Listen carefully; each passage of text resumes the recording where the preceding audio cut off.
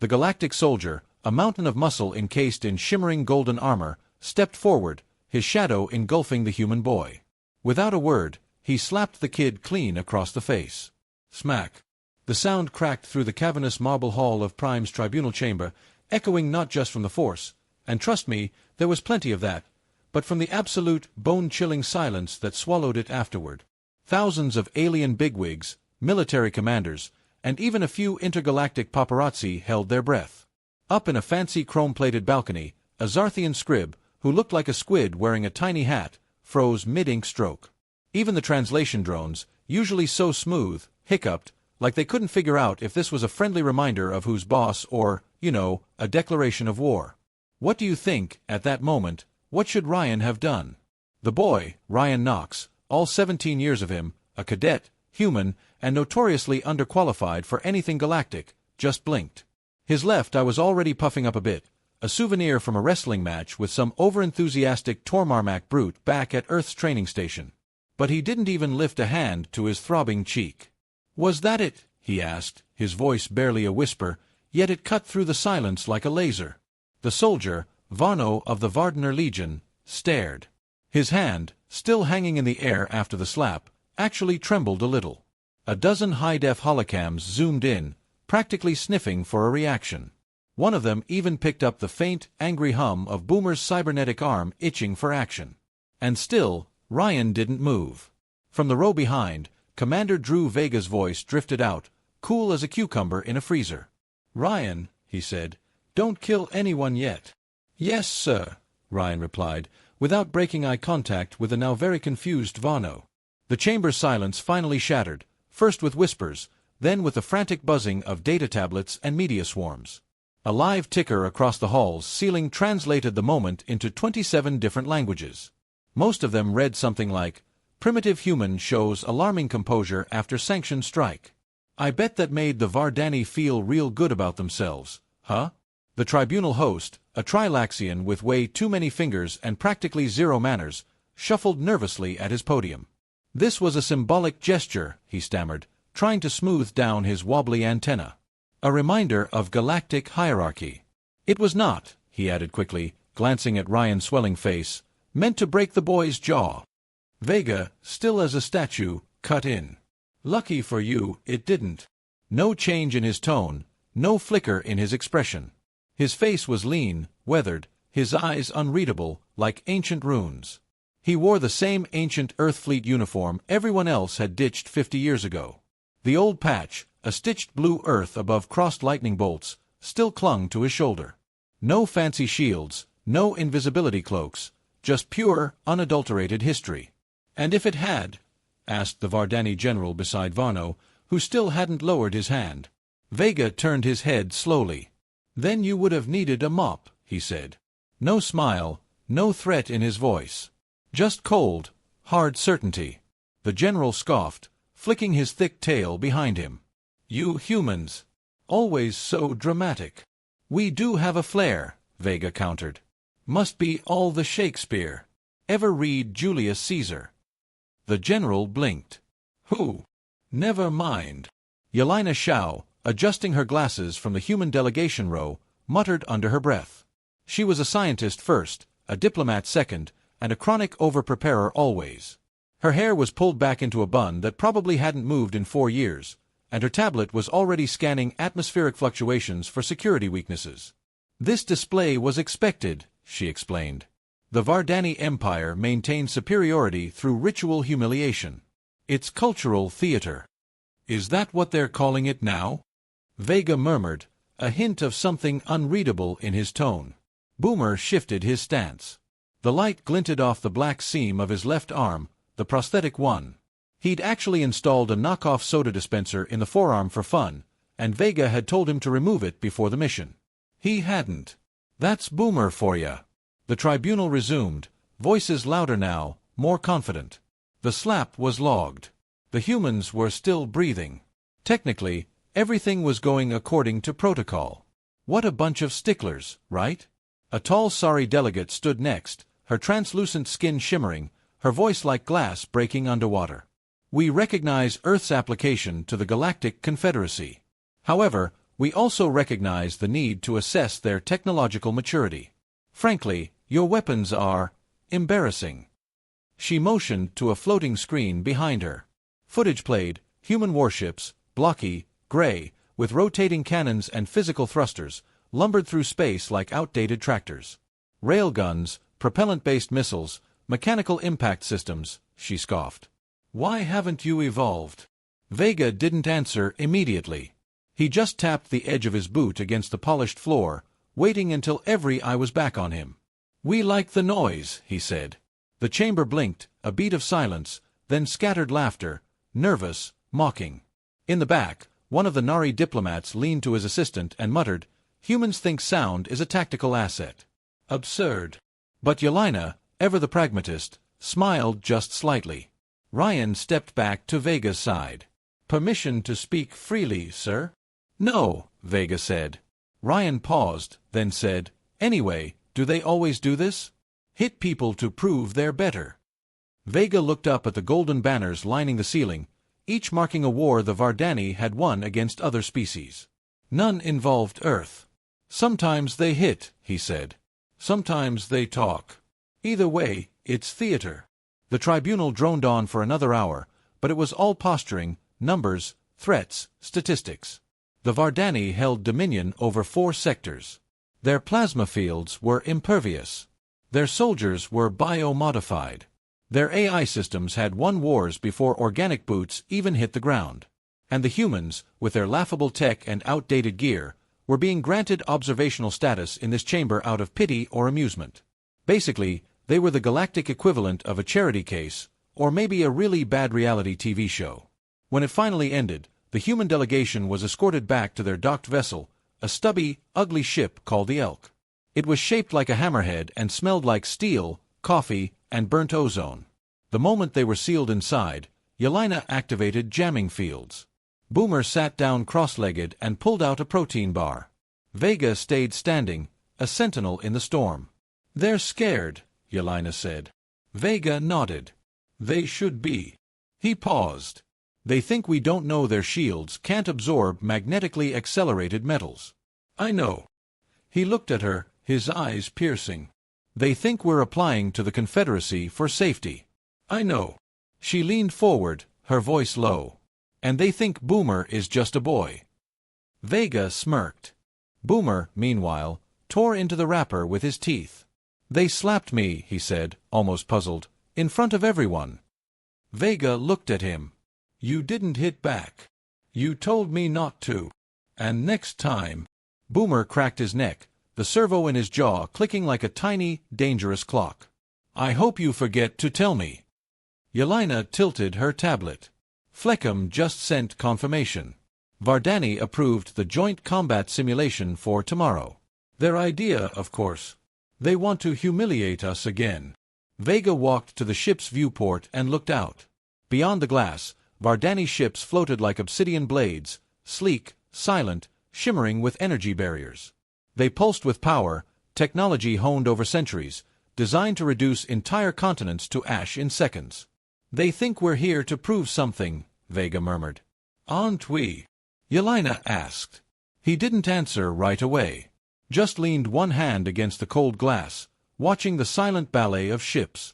"No," he said at last. "We're here to remind them." Boomer glanced up, chewing his protein bar. "Of what?" Vega's eyes narrowed. "That we never stopped being good at war." The Vardani flagship, Vengeance Eternal, was every bit as arrogant as its name. 7 kilometers long, shaped like a crescent blade, its obsidian hull gleamed with shifting light fields meant to intimidate. Docking tubes coiled like vipers around the human vessel, pulling it into a bay lined with golden panels and judgmental eyes. Honestly, it was like a spaceship that got all dressed up just to look down on everyone else. Commander Vega stepped off first, his boots clicking softly against imported crystal tiles. His uniform was still rumpled from travel, and he clearly didn't give a hoot about fixing it. Boomer followed, hands in his pockets, eyes flicking toward surveillance drones like he was counting them. Yelena brought up the rear, lugging her absurdly overstuffed backpack, half science gear, half contraband coffee. You gotta respect a woman who plans for every apocalypse and a caffeine fix. They were escorted by 2 honor guards who moved like statues, draped in armor etched with centuries of conquest. Their movements were so precise, so mechanical, it was almost creepy. The hallways were silent enough to hear your own thoughts, which, if you ask me, was the whole point. The Vardani were proud of their control. "We appreciate your willingness to observe," said General Cav, appearing from behind a silkscreen door with a grin that didn't quite reach his eyes. "Your species has always shown curiosity." "Yeah, we're a curious bunch," Vega said, deadpan. "Like raccoons. You got any trash cans we can dig through?" Cav blinked, thoroughly confused. Yelena wisely chose not to translate. "Some jokes just don't travel well across galaxies, I guess." The group walked through a corridor lined with trophies, weapons taken from defeated species, spears, plasma staffs, bone helms, shattered battle computers. Everything carefully mounted, perfectly lit, designed to whisper, "You're next." Boomer slowed beside a rusted human rifle, old Earth military, maybe a century outdated. "Where'd you get that?" he asked, his voice low. Cav glanced at it. "Oh, one of your colonies. Long absorbed." "Absorbed," Boomer repeated, his voice even lower. "Is that a polite word for raised?" Vega put a hand on the kid's shoulder. "Just once. It was enough." Cav smiled wider, clearly enjoying himself. "Come, let us show you real strength." They entered a viewing chamber shaped like an amphitheater, domed with a clear ceiling that looked out over the warfield. Below, in low orbit, hundreds of Vardani ships rotated in a synchronized ballet. Sleek cruisers, needle-shaped scouts, and hulking command carriers. Each bore the signature glow of integrated plasma shielding, radiating shimmering heat like oil on water. It was quite a spectacle, I'll give them that. What would you have done if you were in Vega's shoes, surrounded by all that flash? "Every ship is shielded," Kev said, smug as a cat who just ate the canary. "Every shield calibrated to absorb all known wavelengths of energy. We use smart coil plasma beams, gravitic torpedoes, and adaptive AI. Our systems evolve mid-battle." Yelena tapped something into her tablet, probably taking notes on how many things Earth didn't have. Cav continued, his voice dripping with superiority. "In our last engagement, we defeated the Xeon Armada in 12 minutes. They were advanced, not like Earth." Vega nodded solemnly. "Yeah, we're more of a do-it-yourself species. Duct tape and chewing gum, that sort of thing." "But your approach," Cav pressed, "this reliance on physical projectiles, is laughable. Kinetic weapons haven't been relevant for 600 years. "Guess that makes us vintage," Vega replied with a shrug. A murmur ran through the room as the lights dimmed and a simulation launched. Holographic ships clashed in brilliant detail, Vardani vessels deflecting energy blasts, vaporizing enemy hulls in showers of ionized color. It was like a really expensive, futuristic light show. Boomer watched, unimpressed. "Cool fireworks," he muttered. "They record every battle?" Vega asked. "Yes," Cav said proudly. "Every maneuver is analyzed, every opponent categorized, indexed. The perfect library of war." "Libraries are nice," Vega said. "Ever read Sun Tzu?" Cav frowned again. "Is that a Terran AI commander?" "Close enough." As the simulation ended, the chamber shifted. Another door opened into the shielding bay, a long corridor where energy barriers shimmered between columns like translucent curtains. A soldier stepped forward and fired a pulse cannon directly at a wall of light. It dispersed harmlessly.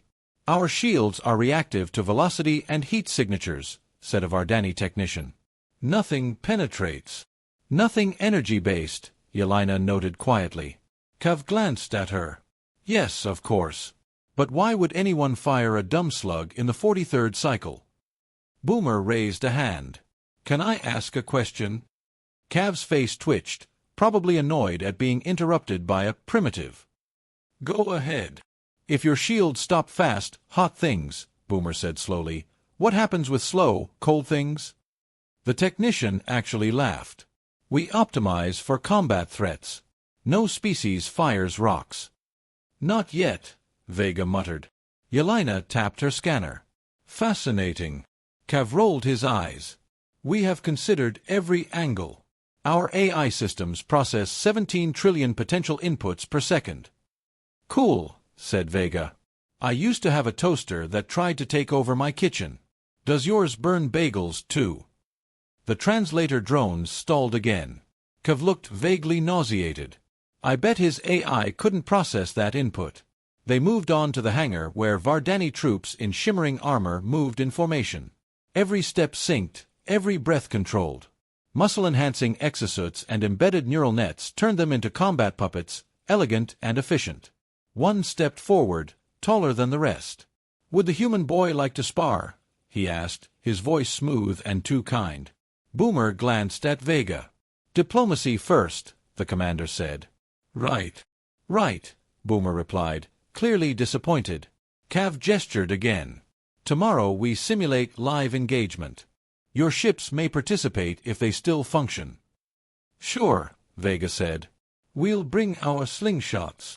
As they exited, the corridor sealed behind them with a hiss. Yelena exhaled. They think we're stupid, she said. They always do, Vega replied. Shields tuned for light, not mass. AI trained on beam signatures. They have no kinetic threat protocol.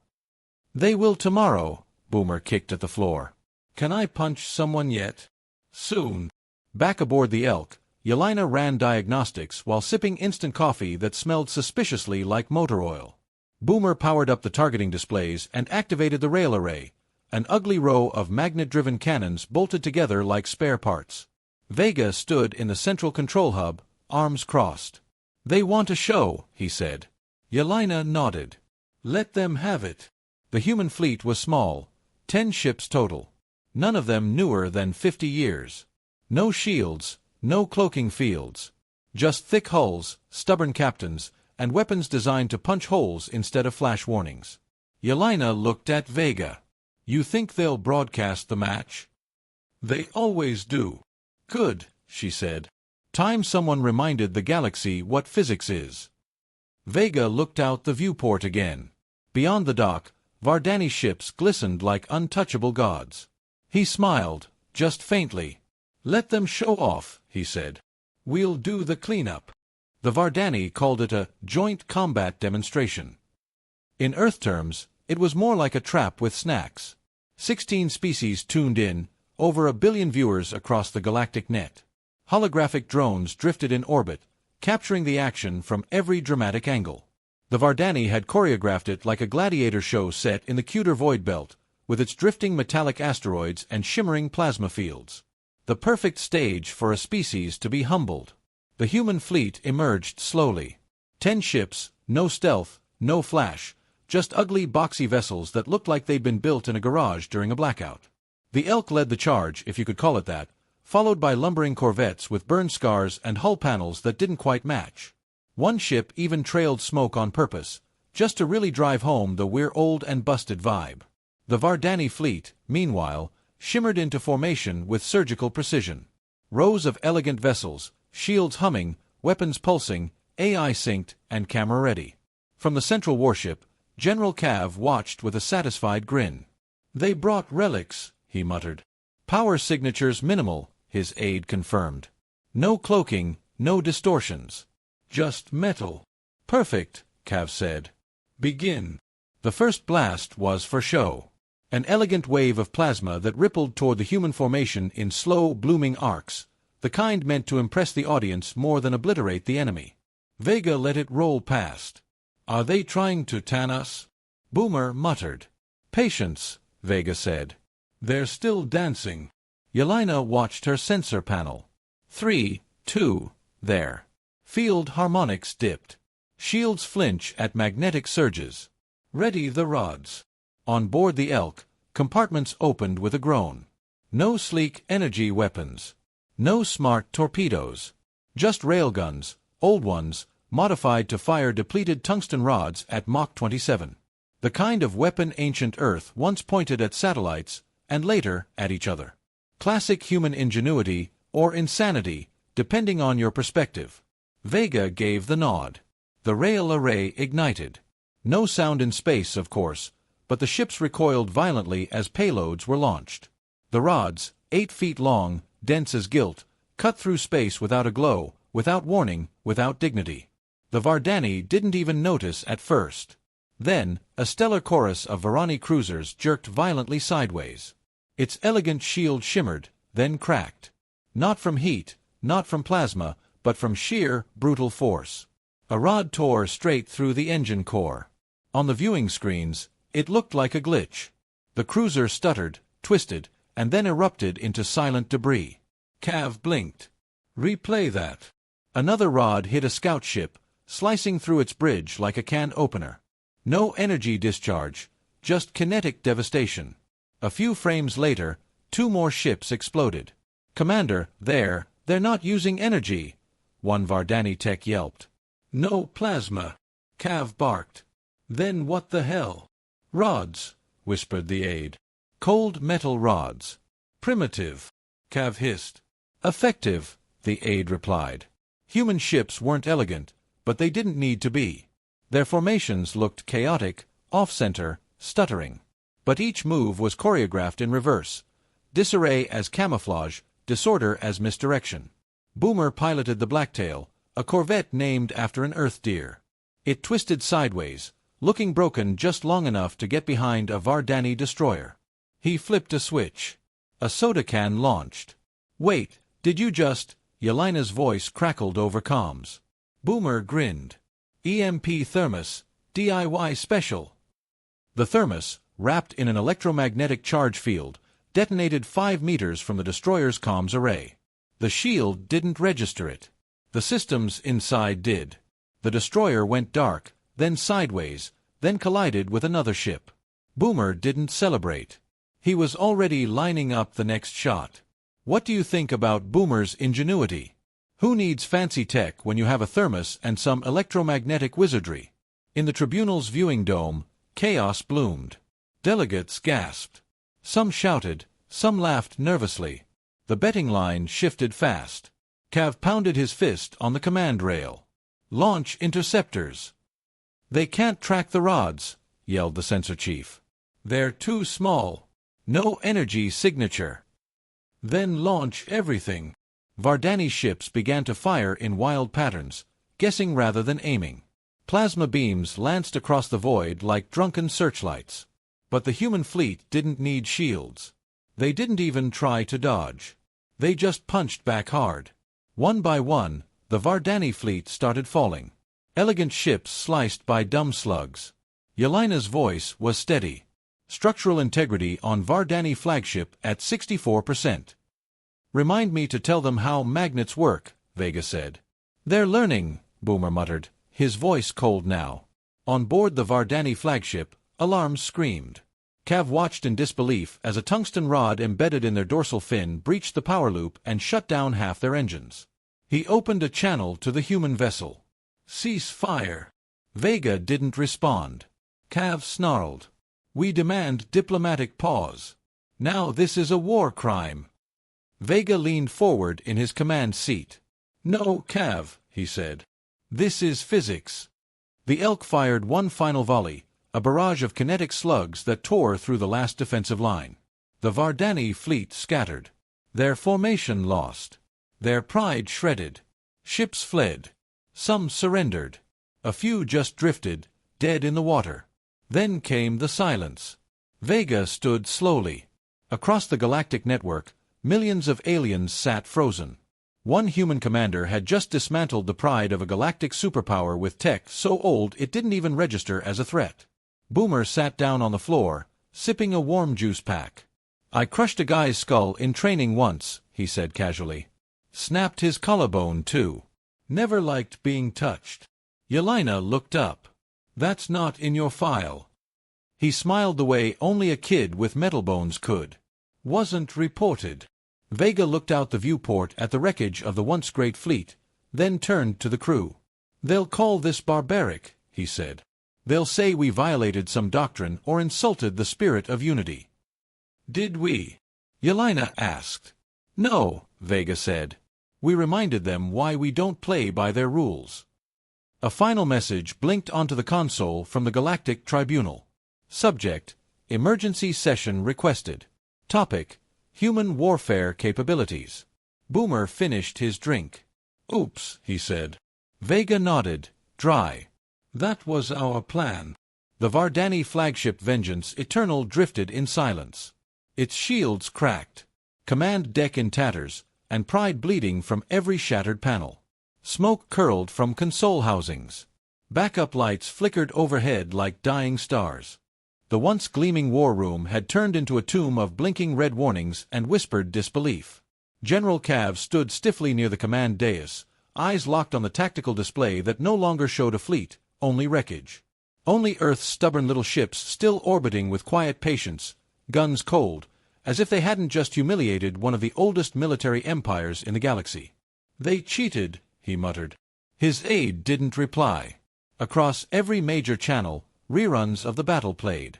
Analysts were stammering. Confederacy pundits had gone from laughter to panic in less than a solar hour. The word primitive had begun to feel radioactive. Commander Drew Vega appeared on the main view screen without asking permission. No grand entrance, no announcement, just his face leaning slightly to the side, like a man answering a call from a dentist's office he didn't want to visit. Cav straightened. "You violated every galactic standard. Your methods were barbaric, one-sided." "Let's start there, Cav." Vega's voice was calm, cutting through the chaos. "We brought 10 ships. No shields, no AI, no molecular warping. And we dismantled a battle group that's been terrorizing the edges of neutral space for 200 years with rods and math." Cav's nostrils flared. Vega continued, his voice softer, but with an edge that could cut steel. "You know what your problem is? You made war too pretty, too clean. You let algorithms make decisions. You turned conquest into a press event. But humans, we don't conquer that way. We survive. We adapt. And when needed, we hit hard and ugly." Cav's lip curled. "This will not be forgotten." "Good," Vega said. "I hope it burns."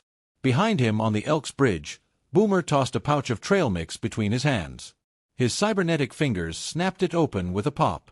"Should we tell him about the contingency plan?" he asked. "No," Yelena said flatly. "He hasn't earned it." She didn't look up from her console. She was already parsing the diplomatic floodgates. 56 species had sent inquiries for wanted alliances. 9 offered bribes. 1 just asked where to buy railguns. Vega raised an eyebrow. "They're panicking. The ones who mocked us are now asking for training manuals," she said. "One asked if our cadets are available for internships. I like that one." "And Boomer," Vega continued, looking back at Cav's angry face on the screen, "we built tougher people. You built shields to repel plasma. We learned how to shoot through anything. You gave your soldiers AI-assisted instincts. We gave ours real scars. And you programmed your victories into equations. We earned ours in mud, in ash, and in silence." Cav gritted his teeth. "You act as if you're proud of your backwardness." Vega's stare hardened. "I'm proud we didn't forget the value of a punch." On the Elk screen, the Vardani transmission wavered. Their signal was failing, not from technical issues, but from something deeper, collapse. Cav's final words came like a breath leaking from a cracked hull.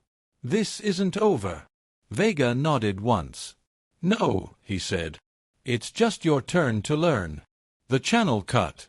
Aboard the Elk, the crew was silent for a moment. Boomer leaned back in his seat, hands behind his head. "Think they'll slap another cadet any time soon?" he asked. Yelena gave a sideways smirk. "Not if they like their skulls." A new alert blinked to life. Incoming transmission. Galactic Tribunal High Chair. Urgent request. Immediate audience with Earth Command.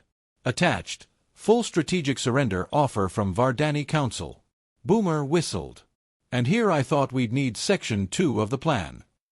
"There is no Section 2, Yelena said. Boomer blinked. "Wait, really?" "No," Vega replied. "But that's what makes it work." Yelena exhaled, sliding off her headset. "You think they'll ever trust us now?" "Not the point," Vega said. "Then what is?" He looked past them toward Earth's quiet little corner of the stars, barely visible on the navigational map. "To remind them that strength," he said, isn't something you automate. Yelena gave a soft nod, eyes distant. Boomer cracked his knuckles. We headed home.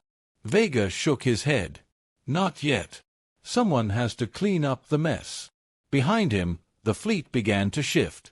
No ceremony, no music, just old ships powered by stubbornness and rust, turning in formation to escort what remained of the Vardani back to the nearest safe zone.